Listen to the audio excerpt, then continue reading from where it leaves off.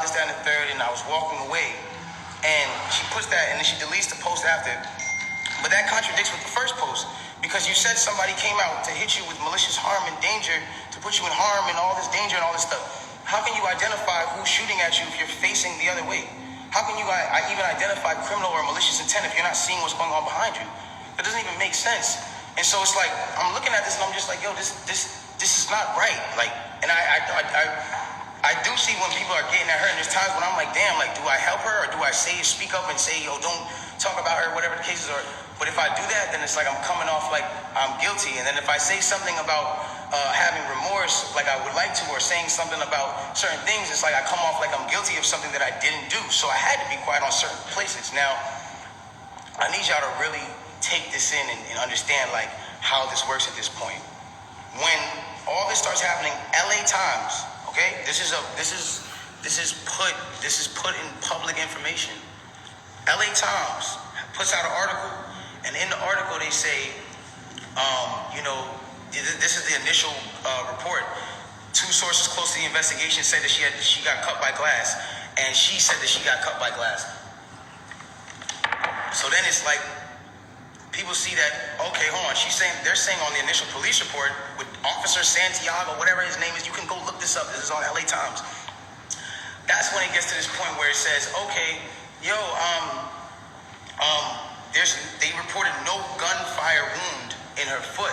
They just reported a woman with a foot injury. So you gotta understand, like, this is what's in their initial police report. Fuck all the Instagram, fuck the other shit. This is just what's in the police report. So you gotta understand, like, I'm getting to a point where I'm like, wow, I'm looking at this and I'm like, wow, like, at the end of the day, like, maybe some people might see this, maybe some people might not. It gets to academics, it gets to academics, it gets to Hollywood Unlocked, it gets to certain places, right? She comes out with this tweet that says, keep talking and I'm gonna stop sparing you. It's like, my love, I have not been on the internet for 3 months. And then 30 minutes later, she just goes on live, and it's like me telling you, yo, keep talking, my nigga, and I'm gonna slap you. And then I just slap you. It's like, you didn't do anything for me to slap you, I just slapped you.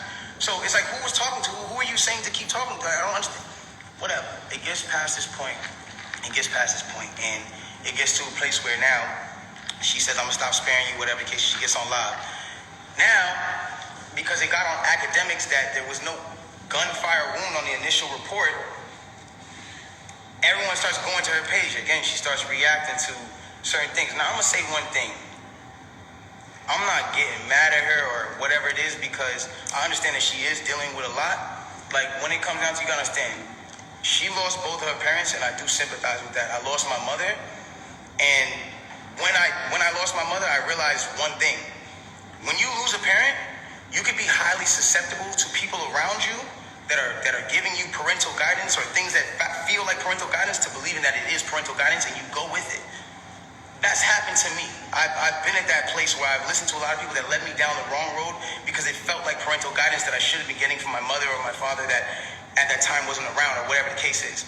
So now it gets to this point now, whatever the case is, boom, she comes out and she goes, listen, you guys and, all this extra shit, this nigga keep talking about me.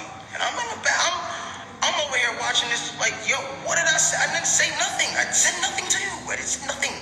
This nigga keep talking about me, bro. And so, you know what? Now we just gonna do it. This nigga Tory shot me, bro. This nigga shot me. He shot me. She gets into it. This nigga shot me. She starts breaking down the story.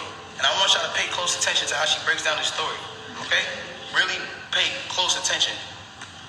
She breaks down the story and she says, yo, I'm arguing. I'm in the car. I'm arguing with this nigga. I'm tired of arguing with this nigga. We get into a heated argument. I'm tired of arguing with this nigga. I get out the car. This nigga get out the car, and he starts shooting me. For no reason, he starts shooting me. So boom, then the cops pull us over and da-da-da-da. Hold on, let's take the first facts back for what she just said. So you mean to tell me that you're in a car with a person, and this person is arguing with you? This person has gotten you to a place of like, yo, I don't even want to be around you. Like, I'm above this. I'm out of here. You get out of the car because the heated argument is so heated. And then this person gets out and shoots you in both of your feet. And you jump back in the car? Why would you jump back in the car with a dangerous man who just did a dangerous crime to you, who did this criminal intent to you, and all this? Why? Why would you jump back in the car? Well, yo, then the police pull us over, and I see, you know what I'm saying, we're all black in the car, there's a gun in the car, so I don't even want to be, like, you know what I'm saying, I don't want nobody to get in more trouble, and I'm trying to protect this man. I'm trying to protect this man because at the end of the day, it's niggas getting shot out here. She then throws the black card at me. I'm trying to protect this black man. My love, nobody ever reported that you got shot but you. So how were you trying to protect me? At what point were you trying to protect me? At what point? Like, you know I got a child. You know that these type of situations, even an accusation, is something that I can't even be playing with. I don't even play with my life like that. So why would that, like, that to me just doesn't make sense. Okay, cool.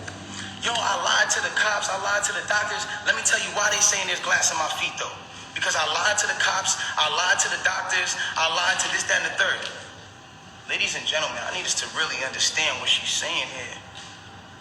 You mean to tell me that these medical doctors that are in an ambulance that work on-site injuries 24/7 for all day, that have to know every type of on-site injury, the specifications on the type of on-site injuries, so they can treat it right? You mean to tell me you lied to these people and they just treated you for glass when you had a bullet in you?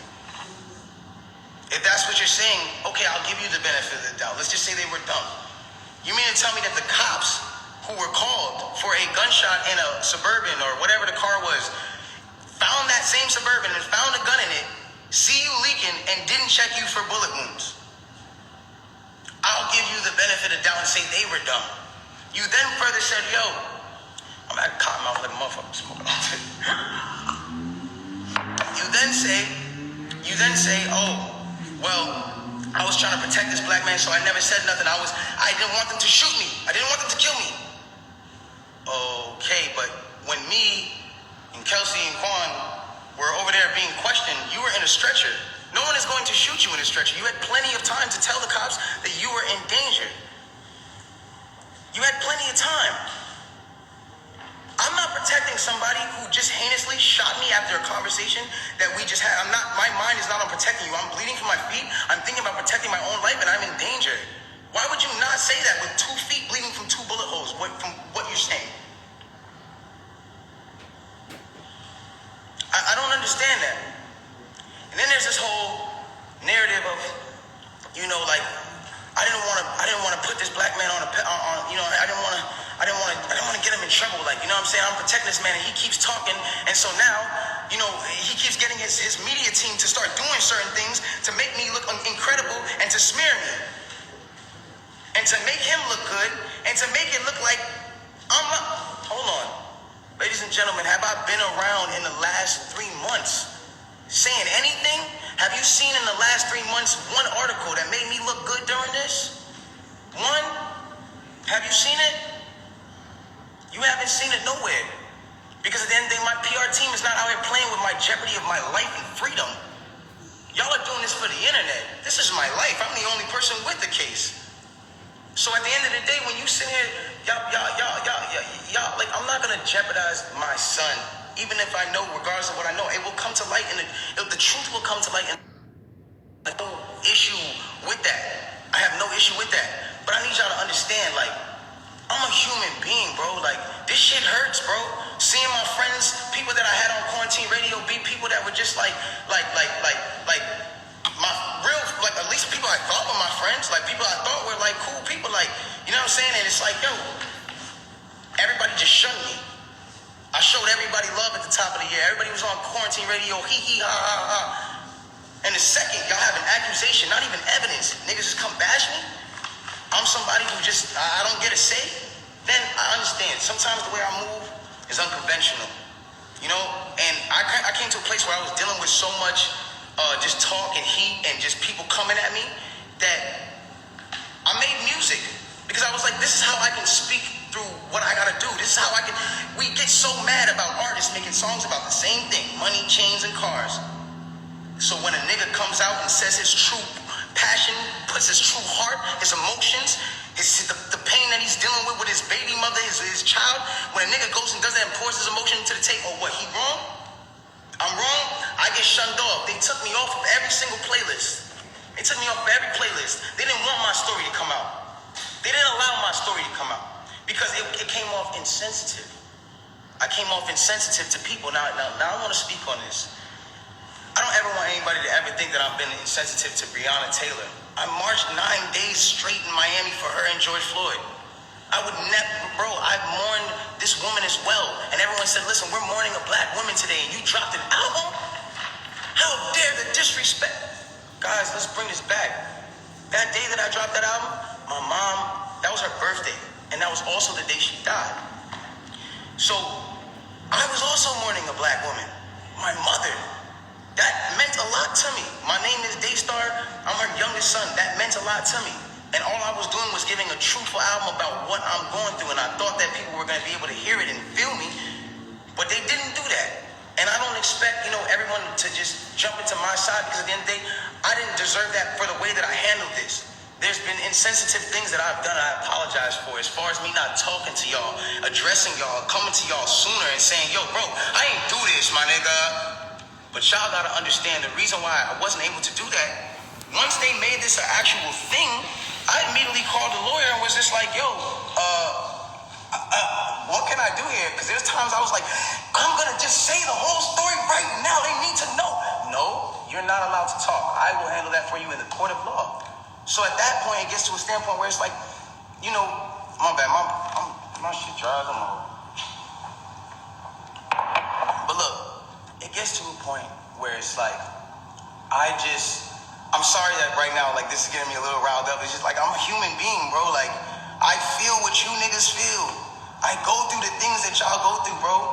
Anybody on this comment list, anybody watching this right now, if you have ever been at a place where somebody has, for the day, just been like, yo, fuck you, or somebody just hit you with a bad comment and niggas are going at you, or any celebrities that have been at a place where niggas are just coming at you, imagine just going through that for 3 months straight, and you know that you're a talkative nigga that will say, nigga, nah, but you have your hands tied behind your back because legally you can't put anything else in jeopardy because it's not about Instagram at that point. It's about the well-being of my family and the mother of my child and my child.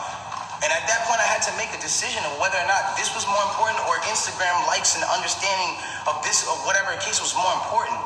Like, I've never been a person that's I've never been a person that's not expressed how he feels. There's things that I feel today, and I want y'all to understand something. Through every single thing that I'm going through, the judge or not the judge, the accusations and the charges of 22 years and everything, I keep a smile on my face. Why? Because I know what I know. I know what I know. And at the end of the day, I'm not afraid of certain things because I gotta be strong for the people around me, dog. I have to be. Because they can't see me weak right now. They can't see that. I can't allow, my fans can't see me weak right now. I can't allow them to do that. And I'm not a weak person. I pray to God this whole experience has got me so much closer to God and made me understand certain things about certain people and how they gonna operate when something happens. And it made me realize this is how people operate and it's cool. You know what I'm saying? Like, this is another thing I wanna address on, and I don't care who looks at me, how they look at me. Like, my point of this is not to make y'all start bashing her. It's not to make y'all start bashing her. When she's bashed, I don't feel good. It doesn't make me feel good. It makes me feel like, damn, bro, like this whole situation in itself is causing this girl mental trauma, bro. That's still somebody I care about. I do not want to see her like that, bro, ever. I don't want to see her like that, bro. It is what it is. And if nobody looks at that, how they look at it, bro, it is what it is, dog. But I never want to see her weakened or her put down or her whatever it is, because then it goes against exactly what I'm talking about. How am I going to advocate for protecting black women if I'm doing something to bash her and bring her down? All I'm trying to let y'all know and understand here is the facts. It's the facts of what y'all got to understand. I can't allow at some point, it's just like I was waiting for my court date so I could say something, and when I finally said it, or when the court date finally came, I finally am here and I'm being able to say what I have to say. And so if I'm coming off in any kind of way that's not the way that you want, I apologize, but I had to get this off my chest. And so It just is what it is. The truth will come to the light in the court of law. If y'all don't believe me, you don't believe me. It is what it is. If you do, you do. But I really just send prayers and love to her camp. I send prayers and love to the people around me. And I don't want us to be beefing. I don't want y'all to think that this is a,